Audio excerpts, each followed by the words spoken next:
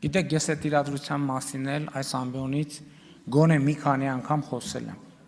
Ես խոսել եմ այն մասին, որ դրան նախորդող շրջանում ես տեսնելով զարգացումները մեր գործընկերներին Հավաքական անվտանգության պայմանագրի կազմակերպության ասել եմ, որ ես տեսնում եմ Հայաստանի ինքնիշխան տարածքի վրա հարձակման ռիսկ։ Հավաքական անվտանգության պայմանագրի կազմակերպության մեր գործընկերները ասել են, որ իրենք դա հնարավոր չեն համարում, բայց առավել ևս Հայաստանի սահմանները իրենց համար կարմիր գիծ են։ Երբ որ տեղի է ունեցել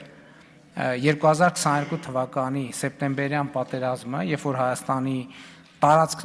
ներխուժում է տեղի ունեցել, ընդ որում դա առաջինը չի եղել։ Եկեք վերադառնանք, դրանից առաջ եղել է 2021 թվականի նոյեմբերի իրադարձությունները, դրանից առաջ եղել է 2021 թվականի մայիսի իրադարձությունները։ Ես այդ երկխոսությունը, ես ձեզ ուղիղ եմ ասում, համարել եմ Հայաստանի Հանրապետության համար անհարգալից,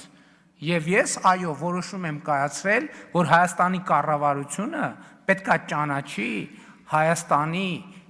տարածքային ամբողջականությունը, Հայաստանի Հանրապետության տարածքային ամբողջականությունը։ Նրանք, ովքեր մինչև հիմա չեն արձանագրել, թե ինչ է տեղի ունեցել 2022 թվականի հոկտեմբերի 6-ին, պետքա նորից վերադառնամ եւ արձանագրեմ 2022 թվականի հոկտեմբերի 6-ին, ինչքան դա աբսուրդ հնչի, Հայաստանի վարչապետը ճանաչել է Հայաստանի Հանրապետության տարածքային ամբողջականությունը, այո, նաեւ հարևանների տարածքային ամբողջականությունը, որովհետեւ մեր երկրի տարածքային ամբողջականությունը պարփակված է մեր հարևանների տարածքային ամբողջականությամբ։ Իսկ եթե Լևոն Տեր-Պետրոսյանը, Ռոբերտ Քոչարյանը, Սերժ Սարգսյանը այս մտքի հետ բանավեճ ունեն,